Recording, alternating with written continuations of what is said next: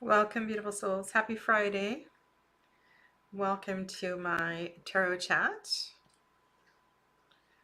Just lighting a candle here for my Udigan. For those of you that aren't aware, I am doing oracle messages in my Facebook group. So on Wednesday nights, I do a live reflection on the oracle card of the week. And the deck we're working with right now is the Weaver's Oracle. Just amazing offering by Carolyn Hillier. But that's not the story for today. Today is part one of a two-part chat that I'm going to do about reading with pip cards. And I have chosen quite a few different decks and I've picked 6 cards. So today the intention is to look at 6 cards. I think I have 3 swords and 3 wands. And then next week on Friday, I will do the same with cups and pentacles. Hi, Donna. I mentioned doing this not too long ago, and I felt kind of inspired. I've done quite a few videos over the years about working with pip decks, and I'm going to talk about that word in a second. But I thought it was time to do another one. Maybe there's some other decks that inspire you, different conversations you want to have, and so forth. So welcome. For those of you that don't know me, I'm Sadhana. Hi.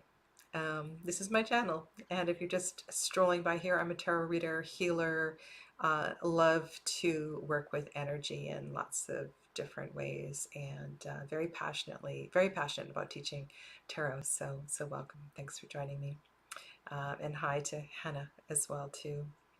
I will endeavor. I have to show you the decks of all the cards that I'm showing you. I have the boxes for all of them right beside me. So if you don't know what deck I'm working with, please be sure to ask and I will share the box. Most of them are in print, a mix of mass market and indie. So hi Dee, welcome. Okay, so what is my intention here? I'm not sure what my intention is. My intention is to empower you as a reader. There are lots of different reasons for using less illustrated cards. I'm going to actually start with the 6 of Swords. A phrase that you often hear me using is that I don't like to be painted into a corner. So there's a very specific image, and this happens often with contemporary decks. There's something really specific that's going on in the card. There might be a real estate transaction, or there might be some drugs and paraphernalia and somebody shooting up, or there might be I don't know, something going on at the farmer's market and the children are screaming, or, it's like, it's really hard to bring a generic message, a generic reading when the image is so very, very specific. And so I'm sharing with you some of my favorite pip decks. I'm sharing with you 6 cards that I thought we could discuss today. So let's start with the 6 of Swords and look at the different approaches that have been taken in a few decks. Okay, and I can zoom in, I can hold cards up, whatever we need to do here. Okay. And if you have, if you want to look at any of the cards in the decks that you see that are out, I do have all of these decks sorted into suits. And today we're just going to look at swords and wands. So happy to pull out more cards from these suits if you like. All right, this is from the Lumina Tarot by Lauren Aletta. I think this was one of my first pip decks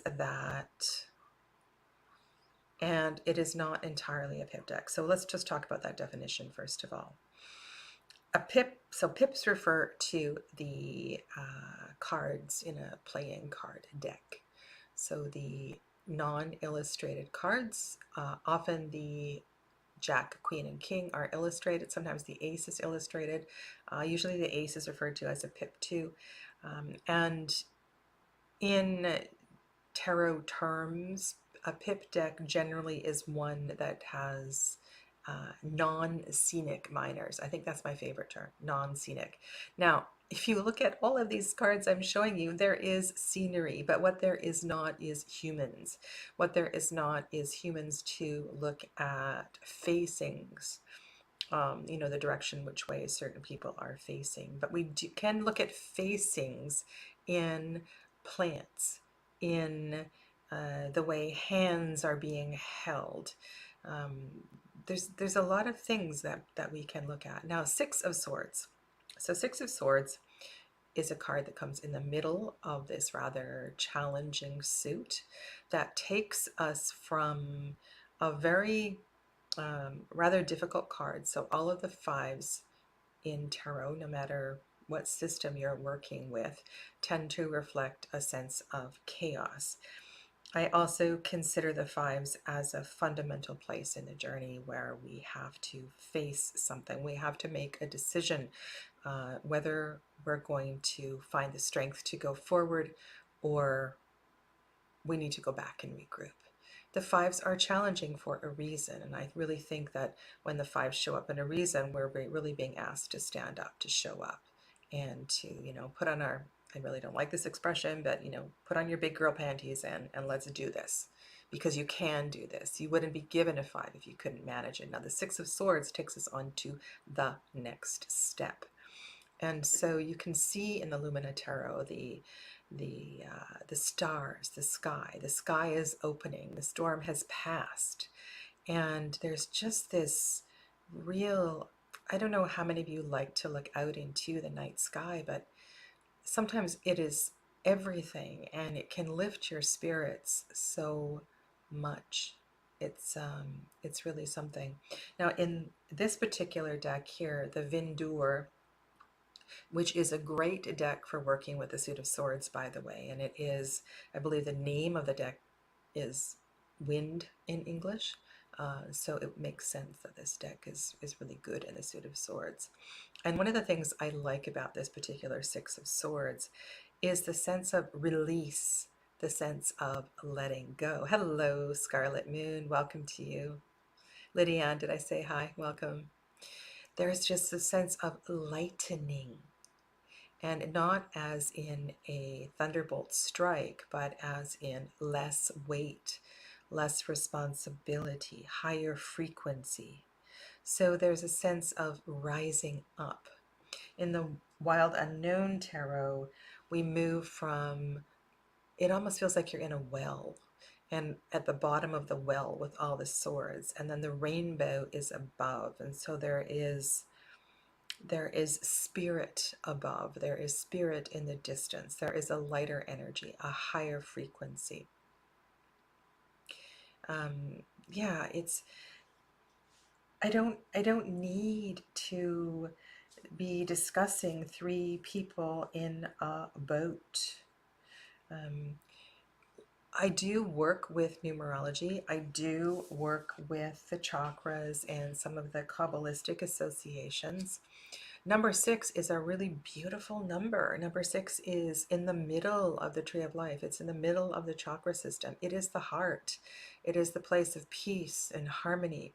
And so whatever you have been going through, all of the sixes in the tarot have a promise of balance.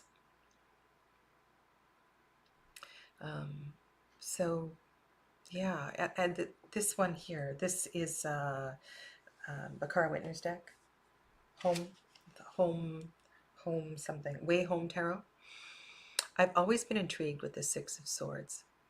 Each of the Six of Swords has a different plant. Some of you would call them a weed, an herb growing. They all have medicinal properties, and that might be something that you could speak to. But they're all thriving. They are all, the thing that strikes me here is that they're all doing their own thing.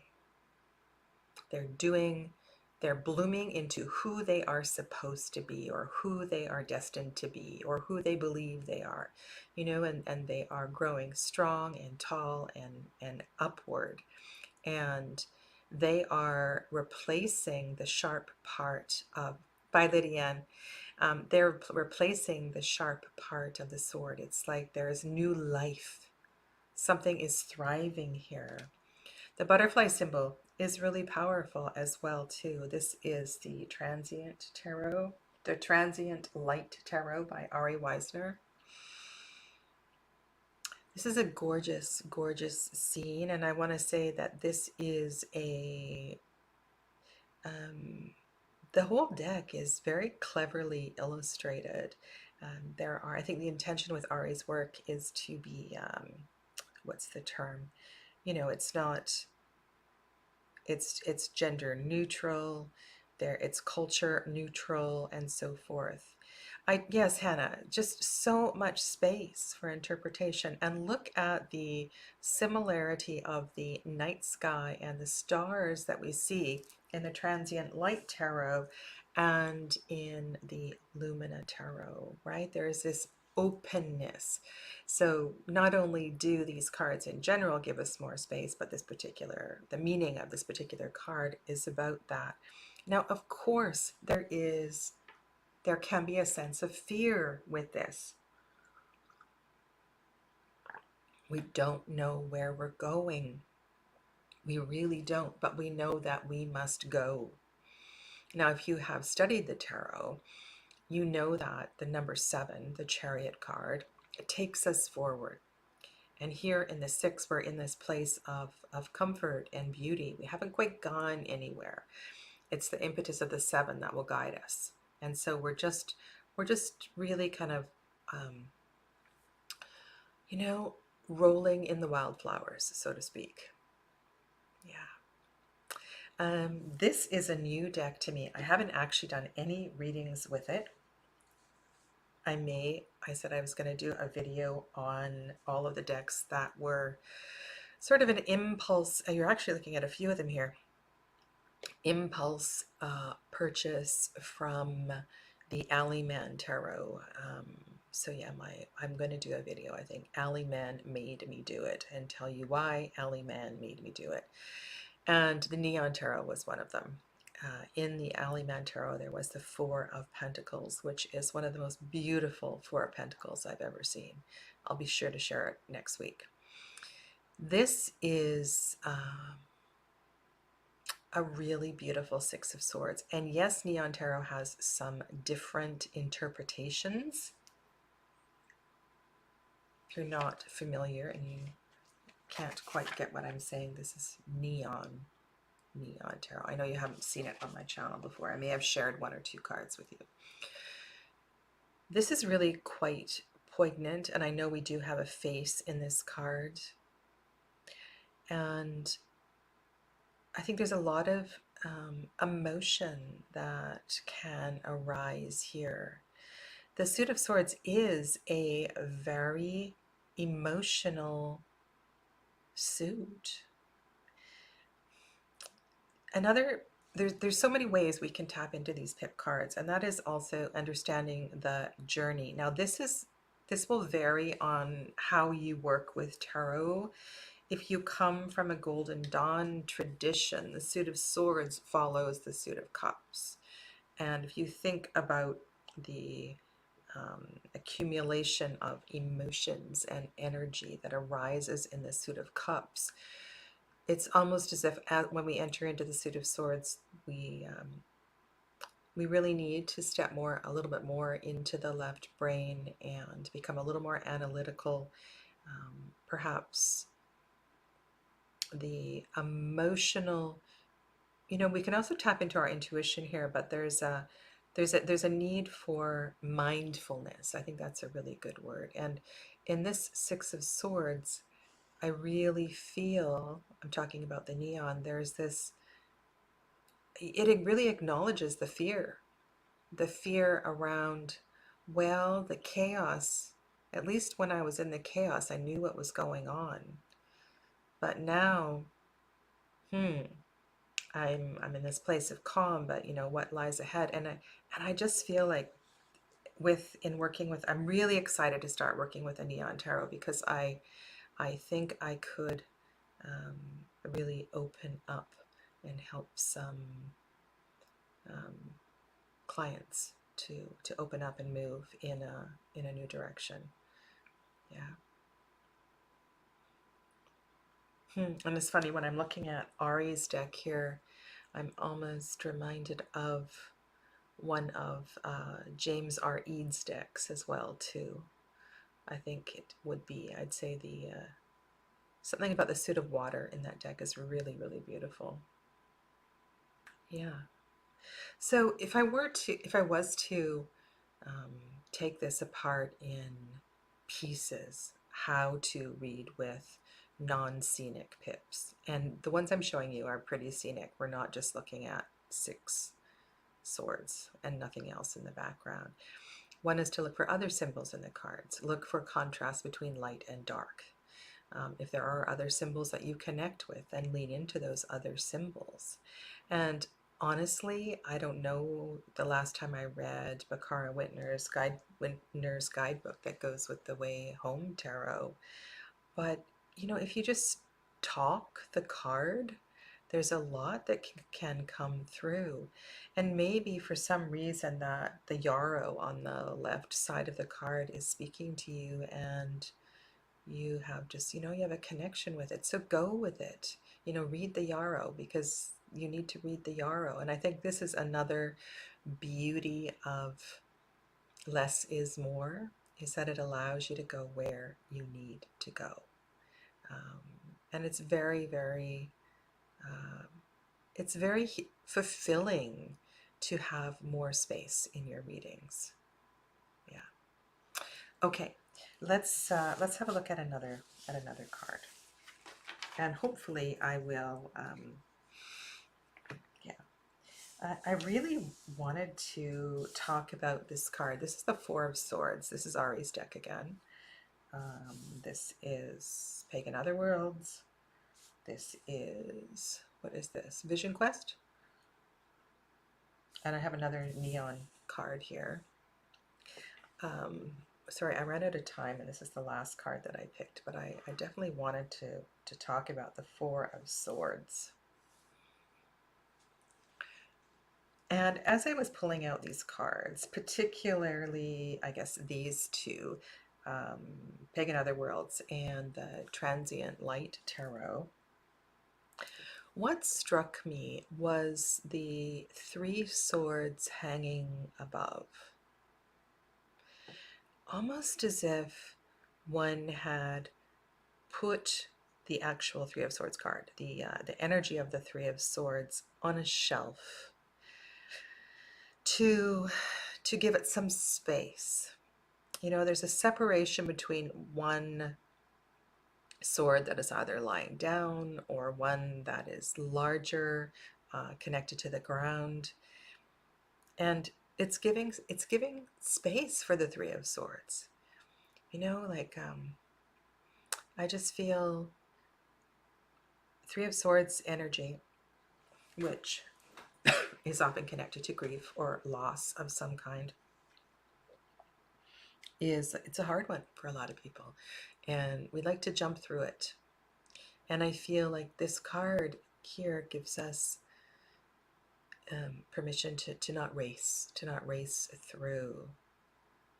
And I see in the back of the neon, I see hands in prayer, and the tips of the swords, the points of the thoughts, all coming together intentionally. I'm just thinking of another deck. Oh, sorry, it flew in and flew out. I know most of my decks really well, even though I have so very many. So there's this. Oh, I was thinking of Anna Torian's alternate card for the 3 of Swords. And in the 3 of Swords, she has the swords all pointing into the spine of a book, focusing on the word, focusing on the language, focusing on the communication. Something is coming together. So this is a place where we process. We also have an opportunity to release. Isn't that interesting? I think a lot of the cards I brought out today are about this idea of processing challenges. And so you could look at the Three of Swords and the two decks on the left as being in process. Perhaps they're ready to float away. Perhaps the feathers in the Vision Quest Tarot are ready to float away. There is a lightness, right? So Four of Air, Four of Air, right? This is the, if you look at it astrologically, we have a lot of wisdom here. We have a lot of wisdom. I have more recently been putting energy into the planetary associations, according to the Golden Dawn. And I haven't done my Jupiter workshop yet, but this is one of the Jupiter cards. And I think this comes through my yogic teachings, that I really see Jupiter as the great guru, the great wise one. And so there's some sort of transmission, I feel, that is possible in this card. Transmission. And when I say that, this is really powerful, actually. So when I was at a retreat, this was some years ago, and at the end of the day, when we were all absolutely exhausted, the teacher picked up, what was this? What was the text? I know the text, I'm drawing a blank. Anyway, a very large tome. It had been translated from Sanskrit into English, and she was reading it every night, and most of us fell asleep while she was reading. But the idea was that we needn't necessarily pay attention. There was some sort of a transmission. And I'm not sure this is a word that I have used recently in the Suit of Swords, but I think there is transmission available from Spirit in this suit for healing, for growth, for moving on. Okay, Donna is being contrarian.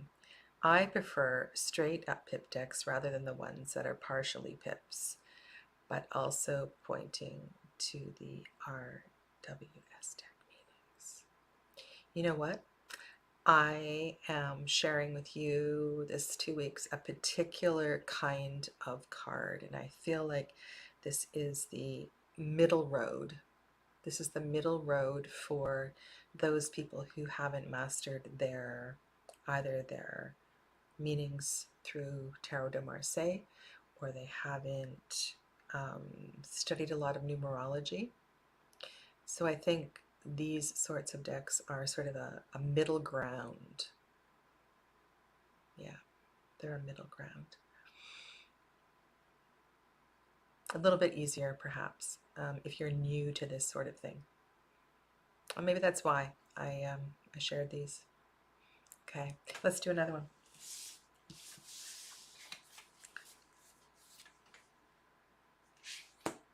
Oh, I had more. I did have more. Oh my goodness. Let's just look at these.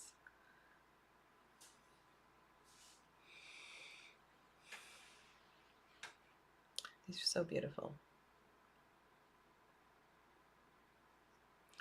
I wish that the Lumina Tarot was all like this. I wish there were no humans in the Lumina Tarot. That's the one, this one here. I really feel that, so Tegan Sweeney is the artist and Lauren Aletta is the creator, that there is something really powerful in the choices of color. And if I look at,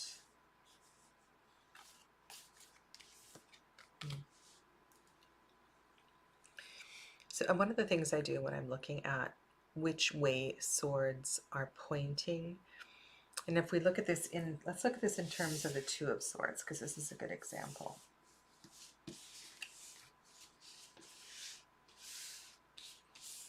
Okay, so this can be confusing because in the Two of Swords, in some cards, you have the tips of the swords pointing together. And then the second card here, they are apart. And then they are in a cross. And then here we have two branches that are intertwined. And then here they are crossed. And then here is one that looks awfully like a Rider-Waite Smith deck. So they come in all shapes and forms. This can be very uncomfortable for somebody who reads Tarot de Marseille, because if you read TDM, it is the wands and the swords are always in the same shape. What varies among the cards are the plants that grow in and out of them, the flowers, but they're always the same shape. And when you're working with this sort of a deck, the intention comes through exactly the position. The Way Home Tarot is on the right. And I find that Two of Wands in the Waite Smith deck is one that people struggle with reading. Two of Wands, Three of Wands. There's not a lot that is going on there. But we know in the Two of Wands that's on the right that there is a spark. A fire has started, right? The flame is lit. There's action that has been taken. The Sasarai Bito Tarot, this one here, this is Sasarai Bito. You know, I've never sat and attempted to decipher all of the points that are beneath the two intertwined branches, the two intertwined wands. What I feel in there is intuitively is there's a lot of direction. I know there are messages in those. Stacia Burrington is the creator of this deck, and I believe there are other glyphs in different cards as well too that are definitely worthy paying attention of. But I think what is so powerful here in most of these cards is you see the wands are connected. There's a connection that is being made, right? Yeah, projection sigils, perhaps. And you know, one thing about sigils I've learned recently is that, you know, we can bring together different signs and symbols and make our own sigils. They are powerful magic. And so I'm feeling a lot of intention in these cards. I've got this, I'm committed, I'm doing this, I'm inspired. The suit of fire connects us to not only our will, our drive, our purpose for being here. It is the place where the solar plexus chakra decides to, you know, stand in one's own power. Yeah, we definitely could be looking at the 8 directions, Donna. So I think the answer here is that, yeah, we can go in, or the response is we can go in any direction. What is yours going to be?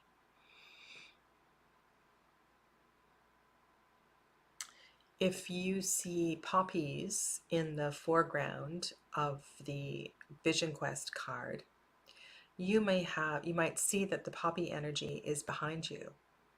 If those flowers represent something else for you, then you have an opportunity to work with that.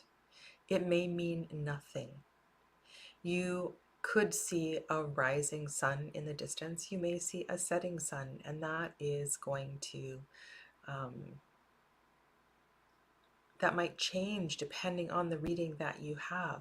But energetically, it's going to be a rising sun. This is the beginning of the beginning. This is, and again, I can't say this is the first two. We all don't read the cards, Wands, Cups, Swords, Pentacles. Some people see the suit of swords as the first suit. And I know that there's arguments for any of the suits coming first. But if you read the suit of wands as the first suit. This is the first two. This is the beginning of the beginning. This is the initiation. This is Aries season. This is where we begin the zodiacal year. It's a really, really important card. Okay. Hi, Saskia. Welcome. Kalispera. It's so wonderful how you remember your languages and your words. We are from all over the world here. It is amazing.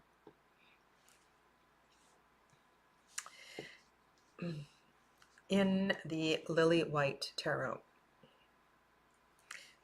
you know this is one of my favorite decks, and the little things that I have found in these cards have become rather important. There's a very different energy in the Waite-Smith deck, which is replicated somewhat in the Vindur Tarot, which is here. I'll talk about this in a second. But we see that the wands are planted. There is a sense of growth. I love the staircase that is in the center of these two wands, and you really feel like a door is opening up. So there's two contrasting energies here. One is something opening up, but there's also a sense of focus. You know, focus is required to create the spark. And the Wild Unknown, which is another tarot that I really enjoy reading with, has color cues, energetic cues. And so we see the red, the spark of the fire, you know, and you might read this as Mars in Aries and that martial energy up at the top, and the focus is on that. You might read it as moving toward root chakra and resolving family issues. You know, you can read it any way you want, but the truth is, if you're looking at two swords coming together, there's a sense of focus and determination. There's a point. The bottom of the triangle here is not complete, but the two have come together. They're not separate. And there's so many beautiful conversations we can have in the tarot just by looking at shapes, and what those shapes might represent. Some of you in that two of fire in this particular deck might see a double dorja. A double dorja being the symbol of the thunderbolt, right? That Tibetan sacred tool that's used to wake one up. This is a Thoth-inspired deck, and the Two of Swords in the Thoth does have a double dorja on it, among other things, with the sun in the background. The sun, there is also a sense of everything solar in this card, right? The sun is, in this astrological sign, is exalted. So we do have a sense of hope, purpose, optimism, joy. Okay, so lots of great things in this card. Now, I don't think any of these decks are entirely non-scenic minors, lightly illustrated. Some of them do have more in other cards. So if you want to make sure that you look at an entire walkthrough, you're not purchasing a deck based on one card. Okay, please shop responsibly. There's nothing worse than being disappointed in a purchase and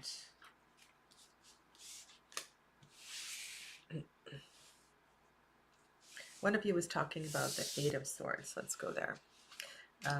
You know, purchasing a deck based on one card. I'm sure this has happened to many of you, and you get the deck and it's like, wow, well, I really like that one card, but not so much the rest of it.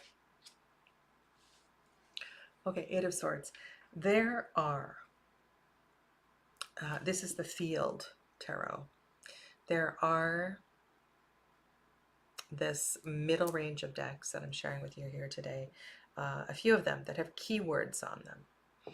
And they may or may not be related to, some of them are more, I want to say RWS inspired, some are Thoth inspired, some of them have creatively chosen their own language. Okay, so this is the field, this is the way home, wild unknown. This is really cool. This is the neon. I've got a bunch of these out here because this is I think another card that is understated,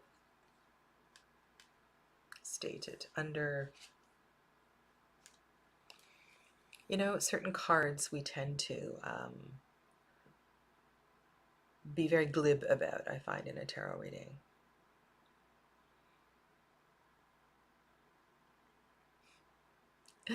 Donna, you're funny. Yeah. Well, some of these decks do have a dead animal in the Ten of Swords, unfortunately, with lots of, some of them have lots of dripping blood running down. So yes, this is why I'm saying please review the whole deck before purchasing. Eight of Swords. There is, in some of these cards, you get that sense of focus, and in other cards, you feel a tremendous discombobulation. Some of them appear to be very RWS inspired. You know, it's kind of all over the place. And when I'm looking at the Wild Unknown Tarot, and here we have again the whole life cycle of the butterfly sort of thing. And we're at a stage where the butterfly is about to spread its wings, but there's some things in the way. I just also heard hanging by a thread. Hanging by a thread. And so one of the things I do when I'm reading tarot is I listen. I listen very carefully to the words that come through. And often they will be very different than words that I've heard other times when these cards have appeared. Okay, this is a Sagittarius card, if you read it that way. Eights are really kind of amazing cards. If you think of 8 in terms of the lemniscate and turning the number 8 on its side. If you work with Chinese medicine, or you have any knowledge of countries such as Japan or Korea, or I'm not sure, China for sure, number 8 is a very, very auspicious number. People like to purchase real estate, you know, with where the address has an 8 in it. People even change their birthdays to have an 8 in it. 8 is it's a really great number. It's a number that,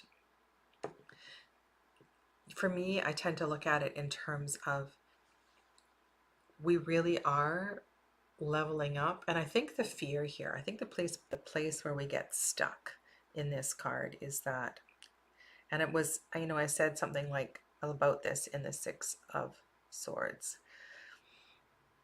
There's a lot of movement in the tarot. We go from one step to the other step, right? There's all these places where we're being asked to leave, and that can be really tricky for some people. You know, people like their comfort.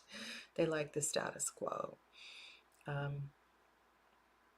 And so when I think about the power of the lemniscate, it's like you can never go back, right? It's like Neo. If Neo chose to take the red pill, and you can't go back once you take the red pill. And this is, I think, what we're looking at in the RWS is the fear of taking the red pill.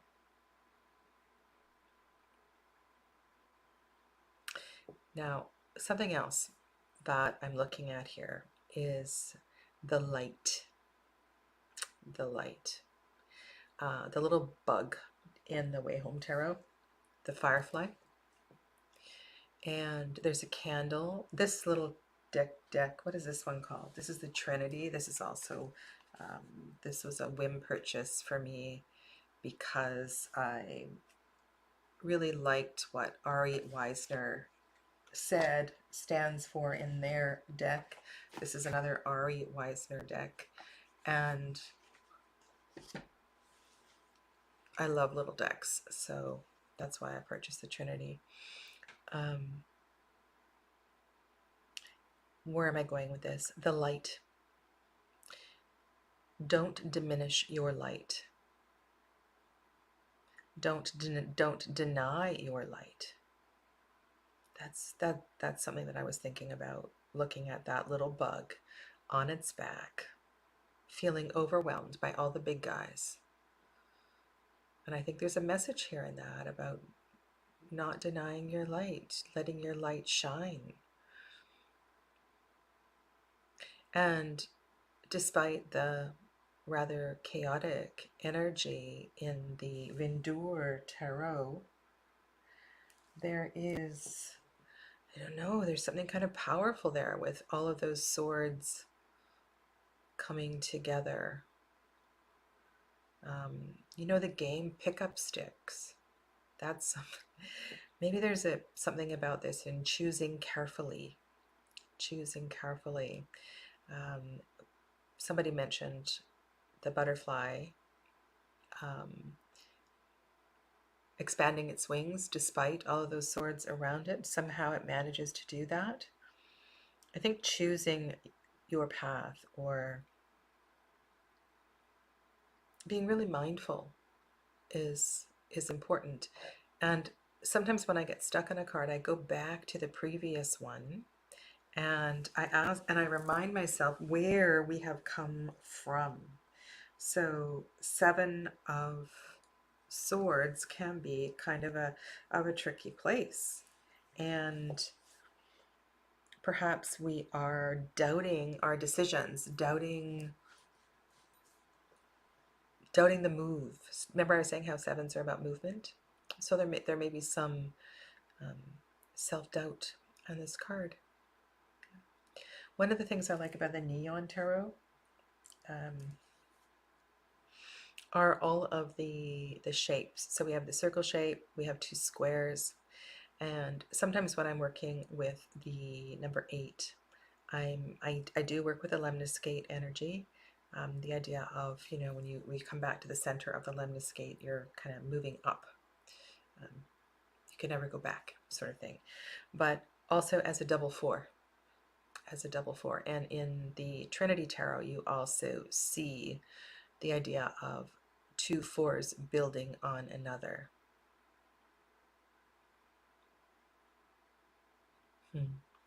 Ooh, I want to read this. So if I'm going to highlight it so I can read it.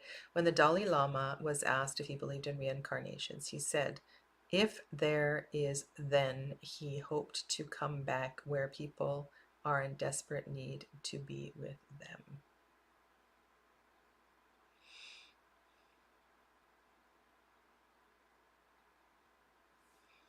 Thank you, Dee.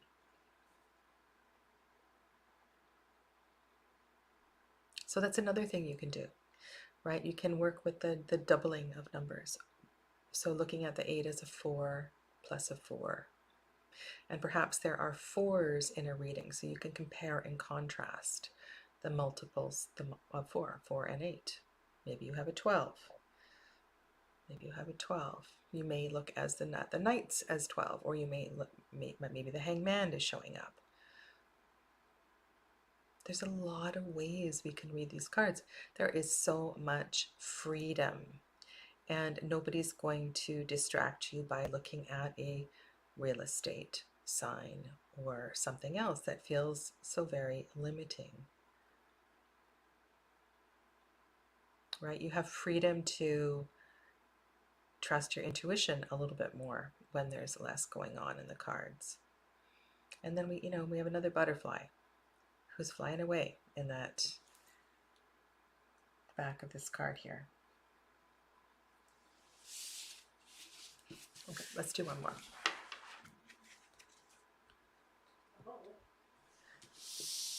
Okay, one more.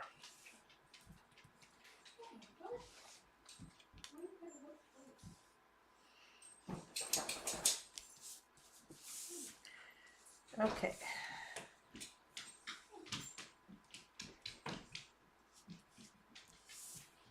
This is Nine of Wands. And this is the Field Tarot. I showed you one from this deck before. This is the Lumina. Sasarai Vito. I know this is one that people often struggle with. And the Wild Unknown. And this is a really interesting interpretation of the Nine of Wands. I should turn it the right way up. This is from the Way Home Tarot. As I was saying with the 4s and the 8s, sometimes what I do is have a check-in with the 3s, the 6s, and the 9s, particularly the 3s and the 9s. And that is that really helps to build a story. 3s are very powerful numbers. Sorry, I was distracted by all the noise in the house, if I'm not making any sense here. 3s carry a lot of creative energy of growth.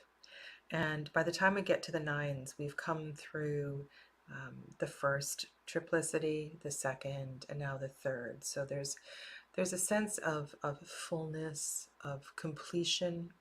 I think this is very much a place of honoring where we are. And I love that Stacey has that femur bone there. I'm assuming it's a femur bone, you know, one of the largest, probably is the largest bone in the body that's attached to the wand. It's almost looks like it's attached to the spine. It's just showing, you know, that expression, you've got spine. You've got spine. So I really like that card.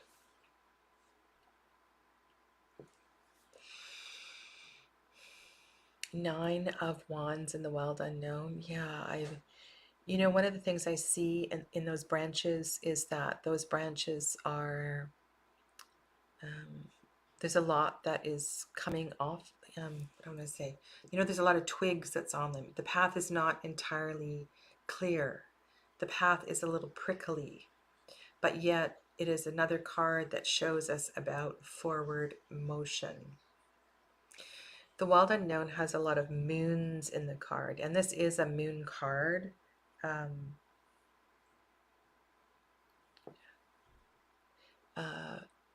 I think, depending on if you're in the northern hemisphere or southern hemisphere, it's good to know which way the moon faces for the waning and the waxing moon, because that might be something that you want to bring into your reading as well too. I'm also in the Wild Unknown Tarot paying attention to the sort of eclipse energy. Yes, that femur is fractured. It is fractured, and it is supported. It's such a clever card, Dee. It's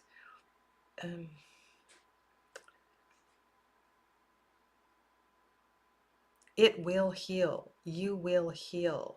I mean, this does not look like very strong casting, but I think there's a deep message here in that large bone.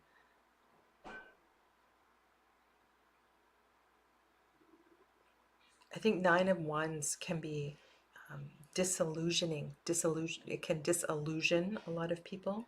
It feels, the 9 and the 10 of Wands can be disheartening after so much energy has been put into a project or something.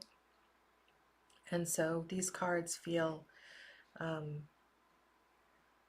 I don't know, I just, I love it when there's a different take on it, and we can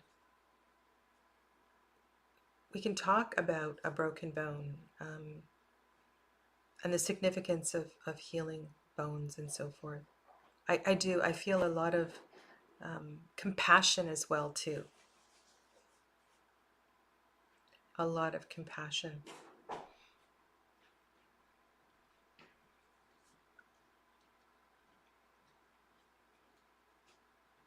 I want to talk about this one. And when I first saw this card, I thought this must be the Nine of Cups, because the lanterns in this deck are, if you turn the card upside down, it might look like little bowls with candles in them. But these are the kind of lanterns that are released. There's a few different traditions with this. Sometimes there is a message that is put inside them, sent to a loved one in spirit. Sometimes you see these lanterns or floating candles in a river. I'm thinking of a festival in India. But there's a sense of release, right? Letting go of the long journey, letting go of the long, difficult journey, and being okay with exactly where you are. And I have, in reading this particular card, had some really poignant messages come up. It's been a really inspirational one. It's funny, I haven't read with a Way Home Tarot for a long time. It's one that I purchased, I trimmed it, botched up the trimming, and repurchased it. That's how much I liked it. The keyword on this one is resilience. We have a new moon in this card. We have a full moon in this card. Depending on which hemisphere in, we have, it's funny that it looks like it's an eclipse. Because an eclipse is happening at a full moon, if I am correct, right? It's usually at a new or a full moon. So I'm wondering why there is this so much solar energy there in that crescent moon. It kind of trips me up a little bit. There's different potential in these cards. And I think why some people struggle with reading non-scenic pips has to do with a level of confidence in the tarot. Well, what does it mean? You're still talking about this bone. Let's go back to the bone. Maybe, but it's braced, and perhaps that's the best that can be hoped for at that time. Yeah.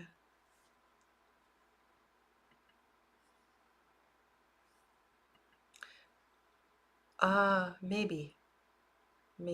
Yeah. Partial eclipse. So I want you to, if you struggle with this, it's not so difficult. And yes, there are particular associations with numbers, and if you have studied numerology, it's probably easier to read a straight up pip deck, or even read with a deck of playing cards. Now I say that, but cartomantic associations, cartomantic interpretations are different than the variety of tarot meanings. Sometimes they're similar, sometimes they can be very different. That being said, however, you can read playing cards however you want to read them. That's your prerogative. Oh, I do have one more card here.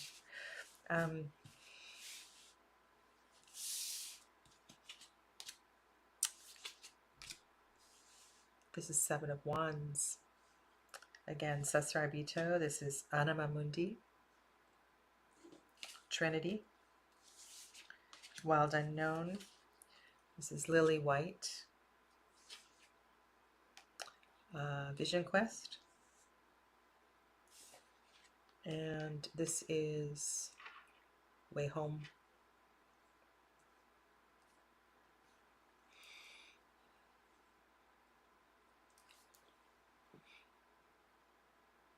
If you haven't the patience for studying Tarot de Marseille at this time, or studying numerology, I think these kinds of cards can easily be read intuitively, simply by describing what's going on in the picture.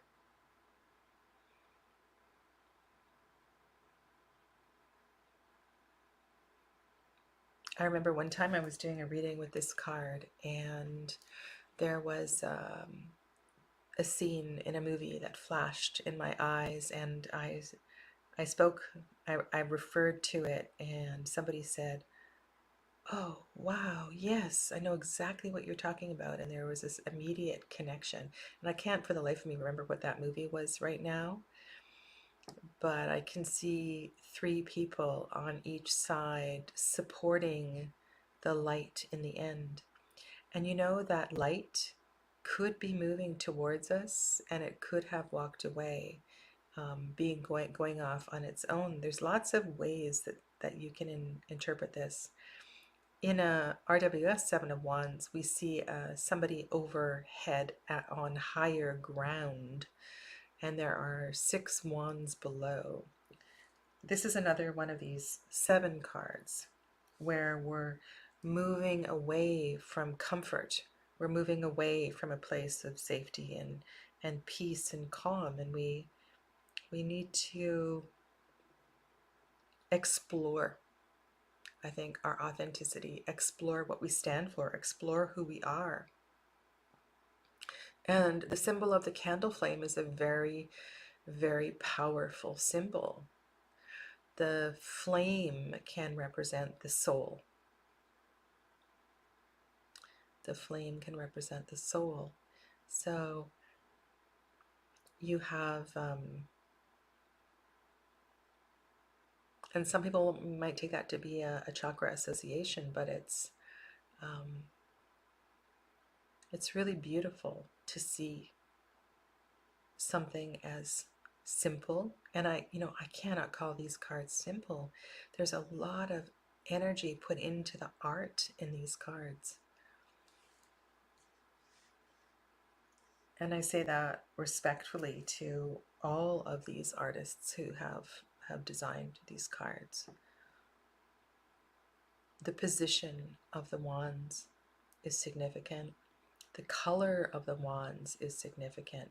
Notice in the Wild Unknown how the single wand that has the flame on it is black and the other 6 are white. So you might want to let that might say something. The break in the board here, maybe that's going to speak loudly to you. It's really quite extraordinary how much more of a story that you can tell when there's no people there.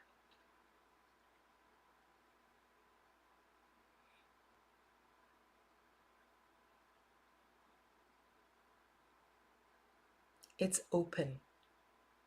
It's open. And yes, it may be easier if you have studied a tarot system and you have a lot of stuff under your belt. But personally, I think this is a way easier place to begin if you want to get into reading cards right away and doing some self-study and self-reflection. Okay.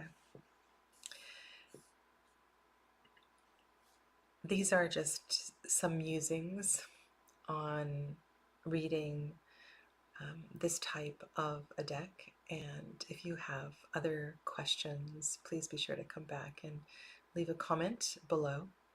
And I will be sure to respond to it. And if there's other cards in these decks that you would like me to address, I can do that as well next Friday.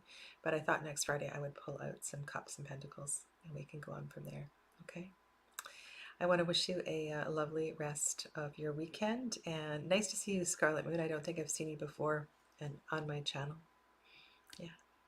Happy Friday. Namaste.